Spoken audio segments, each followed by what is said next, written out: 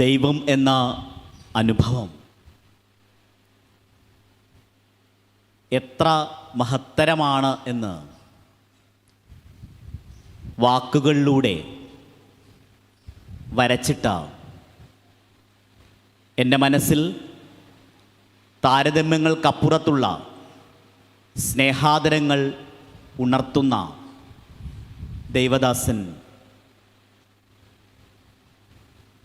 നമ്മുടെ നാടിൻ്റെ വലിയ വെളിച്ചം കൂടിയായ പി സി ചെറിയാൻ പാസ്റ്റർ, വേദിയിലുള്ള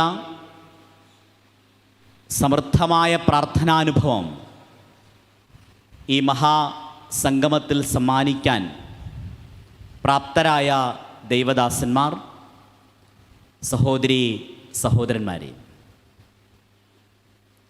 പൊതുപ്രവർത്തകൻ്റെ നിഘണ്ടുവിൽ ക്ഷീണം എന്ന വാക്കിന് പ്രസക്തിയില്ല. കഠിനം എന്ന പകലിനെയും രാവിനെയും വിശേഷിപ്പിക്കാനും ആവില്ല.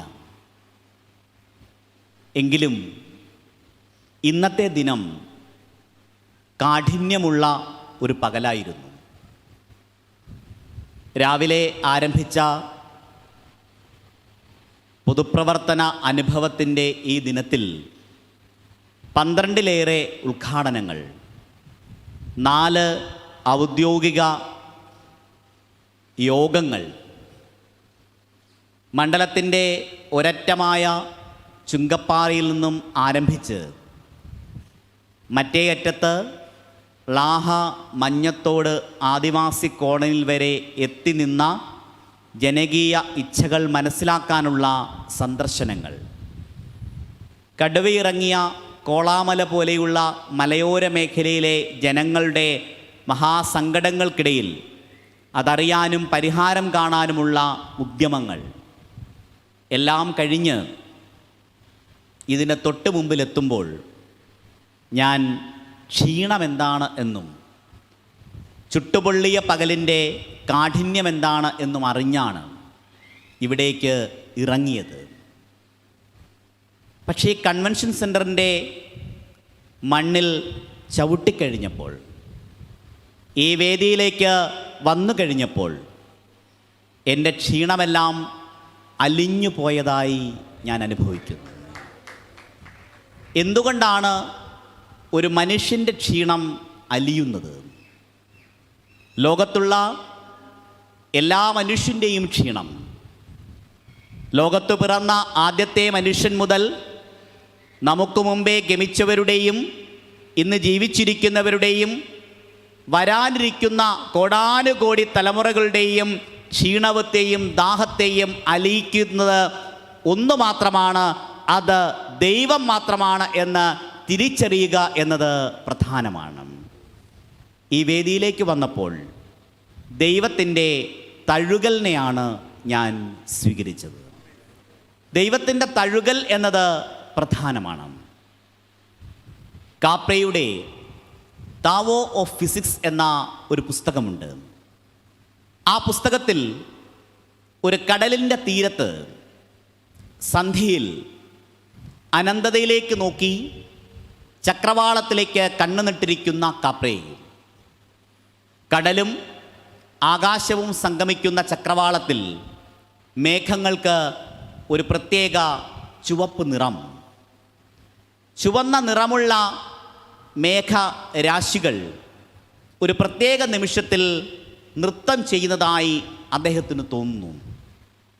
ആ നൃത്തത്തിൻ്റെ രേണുക്കൾ കടലിൻ്റെ തിരകളിലേക്ക് സ്വയം പകർന്ന ഊർജത്തിൽ കടലിൻ്റെ തിരകളിലും നൃത്തത്തിൻ്റെ അനുഭവം, തീരത്തേക്ക് തഴുകിയെത്തുന്ന കടൽ തിരകളുടെ നൃത്തരാശി ചവിട്ടു നിൽക്കുന്ന മണൽത്തരികളിലും പുളകം സമ്മാനിക്കുന്നത് കാപ്രെ അറിയുന്നു. മേഘങ്ങളിൽ നൃത്തം, കടലിൻ്റെ തിരകളിൽ നൃത്തം, ചവിട്ടു നിൽക്കുന്ന മണൽ പരപ്പിൽ നൃത്തം. ആ നൃത്തസംഗമത്തിൻ്റെ പ്രത്യേകമായൊരു നിമിഷത്തിൽ ദൈവം ഒരു കാറ്റുപോലെ എന്നെ കടന്നുപോയി എന്ന് കാപ്രെ എഴുതുന്നു. ദൈവത്തിൻ്റെ തഴുകൽ തിരിച്ചറിയുക എന്നത് പ്രധാനമാണ്. ദൈവം എപ്പോഴാണ് നമ്മെ തഴുകുന്നത് എന്ന് നാം സംശയിച്ചേക്കാം. ദൈവദാസൻ എന്ന വാക്ക് വളരെ പ്രധാനപ്പെട്ട ഒരു വാക്കാണ്. അങ്ങനെ വിശേഷിപ്പിക്കപ്പെടുന്ന ആളുകൾ മാത്രമല്ല ദൈവദാസന്മാർ. ഈ ഭൂമിയിലെ എല്ലാ മനുഷ്യരും എപ്പോഴാണോ ദൈവത്തിൻ്റെ ദാസന്മാരായി തീരുന്നത്, അപ്പോഴവരെ ദൈവം തഴുകും എന്നത് നാം തിരിച്ചറിയണം. ദൈവത്തിൻ്റെ പുത്രൻ കടന്നു വന്നപ്പോൾ പുരുഷാരത്തിൻ്റെ പുറകിൽ മുതുകിലുള്ള കൂനിനാൽ നിവർന്നു നിൽക്കാൻ കഴിയാതെ തനിക്ക് ദൈവപുത്രൻ്റെ മുഖമൊന്ന് കാണാൻ കഴിയുന്നില്ലല്ലോ എന്ന് കരുതി വൈഷമ്യത്തിൽപ്പെട്ട സ്ത്രീയിലേക്ക് ദൈവപുത്രൻ്റെ വിരലുകൾ ചൂണ്ടിയതും ദൈവത്തിൻ്റെ പുത്രൻ തൊട്ട നിമിഷത്തിൽ അവർ നിവർന്നു നിന്നതും നമുക്ക് അറിയാം. ദൈവം തൊടുമ്പോഴാണ് നാം നിവർന്ന് നിൽക്കുന്നത്. പ്രാർത്ഥനയുടെ പൊരുളറിയുക എന്നത് പ്രധാനമാണ്. എല്ലാ പ്രാർത്ഥനയുടെയും പൊരുളിനെ മുഴുവൻ സന്നിവേശിപ്പിച്ച ഒരു സങ്കീർത്തന വാക്യമുണ്ട്. It is better to refuge in Lord than to trust in human. ഇത്തിരി പോന്ന മനുഷ്യരെ കരുതുന്നതിനേക്കാൾ മഹത്വം എത്രയോ വലിയ ദൈവത്തെ തിരിച്ചറിയലാണ്, ദൈവത്തെ ആശ്രയിക്കലാണ് എന്ന ആ വാചകത്തിൽ ലോകത്തുള്ള എല്ലാ പ്രാർത്ഥനയുടെയും പൊരുൾ അടങ്ങിയിട്ടുണ്ട് എന്ന് ഞാൻ വിശ്വസിക്കുന്നു. പ്രാർത്ഥനയുടെ പൊരുളിനെ കാട്ടിത്തരുന്ന ചില മനുഷ്യരുണ്ട്. നാമെല്ലാം നമ്മുടേതായ സങ്കടങ്ങളിൽ, നമ്മുടേതായ ആർത്തികളിൽ, നമ്മുടേതായ ഭൗതിക ജീവിതത്തിൻ്റെ സങ്കീർണതകൾ പെട്ടിരിക്കുമ്പോൾ ദൈവത്തിലേക്കുള്ള വഴികൾ കാട്ടിത്തരുന്ന ചില മനുഷ്യർ, അങ്ങനെയുള്ള വഴികാട്ടികൾ, അവരെ വേണമെങ്കിൽ സ്പിരിച്വൽ മെൻറ്റേഴ്സ് എന്ന് വിളിക്കാം.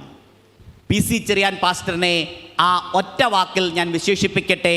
ഒരുപാട് തലമുറകളുടെ സ്പിരിച്വൽ മെൻറ്ററാണ്, ആത്മീയ വഴികാട്ടിയാണ് PC ചെറിയാൻ പാസ്റ്റർ എന്ന് പറയുന്നതിൽ എനിക്കും ആഹ്ലാദവുമുണ്ട്, അഭിമാനവുമുണ്ട്. എൻ്റെ പാനപാത്രം നിറഞ്ഞു കവിയുന്നു എന്ന ഒരു സങ്കീർത്തന വാക്യമുണ്ട്. ലോകത്തുള്ള എല്ലാ ശൂന്യതകളിലും ഒരാൾ, നാം കാണാതെ കാണുന്നൊരാൾ, എല്ലാം കാണുന്നൊരാൾ എല്ലാ ശൂന്യമായ പാനപാത്രങ്ങളെയും നിറയ്ക്കുന്നു. എന്തിനാണ് അച്ഛാ വിതക്കാരൻ ഇങ്ങനെ ചേറി വിതയ്ക്കുന്നത് എന്ന് ചോദിക്കുന്ന മകനോട് പിതാവ് പറയുന്ന ഒരു വാക്യമുണ്ട്. ദൈവം നൽകുന്ന വിത്തുകൾ സ്വന്തം വയലിൽ മാത്രം വിതയ്ക്കാനുള്ളതല്ല, അത് അപ്പുറത്തെ വയലിലേക്കും അവിടേക്ക് എത്തുന്ന പക്ഷികൾക്കും ചെറിയ മണ്ണിരകൾക്കും എല്ലാ ജീവജാലങ്ങൾക്കും വേണ്ടിയിട്ടുള്ളതാണ്. പാനപാത്രം നിറഞ്ഞു കവിയുന്ന വാക്യത്തിൽ നിറഞ്ഞു കവിയുന്നത് സ്നേഹമാണ്, സാഹോദര്യമാണ്. സ്നേഹത്തെയും സാഹോദര്യത്തെയും തിരിച്ചറിയുമ്പോഴാണ് നാം നല്ല മനുഷ്യരാകുന്നത്. ലോകത്തിലെ ഏറ്റവും വിശുദ്ധമായ സ്നേഹം ദൈവത്തിൻ്റെ സ്നേഹമാണ്. വിശുദ്ധ വേദപുസ്തകത്തിലെ ആ വാക്യം നാം കൂടുതൽ പ്രാർത്ഥിതമായി ഓർക്കണം. God has loved mankind so much that he sent his only son to earth, and those who believe in him will not perish and they will have eternal life. ദൈവം അത്രമേൽ മനുഷ്യനെ സ്നേഹിക്കുന്നത് കൊണ്ടാണ് ദൈവപുത്രനെ ഭൂമിയിലേക്ക് അയച്ചത്. അവനിൽ വിശ്വസിക്കുന്നവർ മരിച്ചാലും ജീവിക്കും എന്ന വാക്യത്തിൽ കളങ്കരഹിതമായ സമുദ്രങ്ങളെക്കാൾ അഗാധതയുള്ള ആ സ്നേഹത്തെ നാം അനുഭവിക്കുന്നു. ആ സ്നേഹത്തെ തിരിച്ചറിയപ്പെടാത്തവർക്കിടയിൽ അവരെ അതിന് പ്രാപ്തരാക്കുന്ന PC ചെറിയാൻ പാസ്റ്ററെ പോലെയുള്ള ദൈവദാസന്മാരുടെ പ്രാർത്ഥനയാൽ സമൃദ്ധമാകുന്ന ഈ സംഗമത്തിന് എൻ്റെ സ്നേഹം, ഈ എളിയ വിശ്വാസിയുടെ പ്രാർത്ഥനയും നേർന്നുകൊണ്ട് ഞാൻ എൻ്റെ വാക്കുകൾക്ക് അടിവര ചാർത്തട്ടെ. ദൈവം എല്ലാവരെയും സമൃദ്ധമായി അനുഗ്രഹിക്കട്ടെ. Subscribe now.